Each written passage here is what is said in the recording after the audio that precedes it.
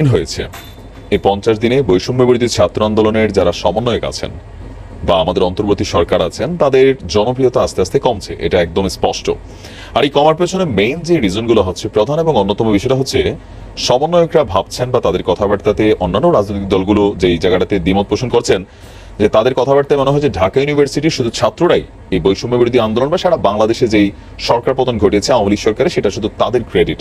But এখন আমরা আস্তে আস্তে দেখছি বিএনপি বলছে তাদের ক্রেডিট, জামাত ইসলাম তো যে চমক দিছে ভাই, শিবিরের পোলাপাইন একটা অস্বাভাবিক চমক ছিল, পাশাপাশি হেফাজত ইসলাম তারা দাবি করছে আমরাও দাবিদার।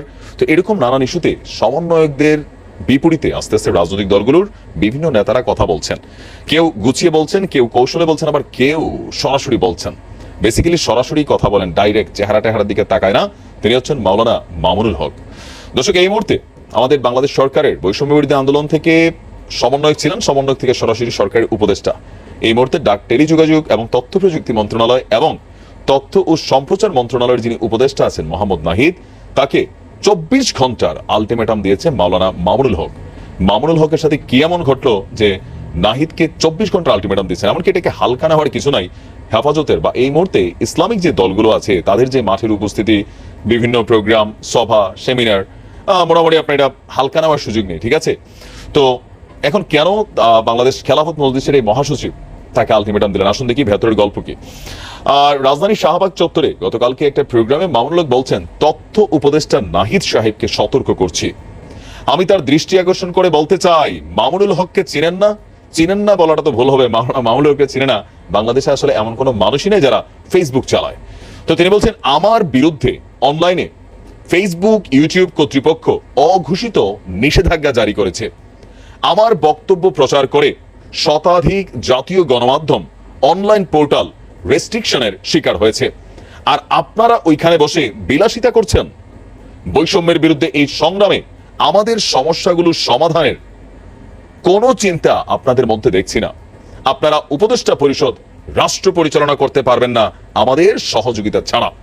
আমার এই বক্তব্যের 24 ঘন্টার মধ্যে যদি আপনারা কোনো ব্যবস্থা গ্রহণ না করেন, আমরা আপনাদের বিরুদ্ধে ব্যবস্থা গ্রহণ করতে বাধ্য হব। মানে সমন্বয়কদের বিরুদ্ধে বা অন্তর্বর্তীকালীন সরকারের বিরুদ্ধেই মাঠে নামার ঘোষণা দিয়ে দিয়েছে মাওলানা মামুনুল হক। তিনি বলছেন, আন্দোলন সংগ্রামে আমরাও ছিলাম, আমরা রক্ত দিয়েছি, কারারুদ্ধ হয়েছি, অন্যায় অবিচারের শিকার হয়েছি, ষড়যন্ত্রের শিকার হয়েছি, যুদ্ধ করে বিজয়ের রণাঙ্গনও ছিলাম আমরা।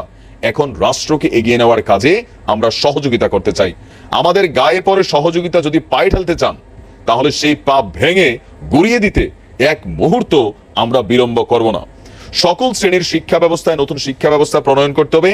আমাদের উপেক্ষার ধারা অব্যাহত থাকলে আমরা বেশি দিন চুপ করে থাকবো না।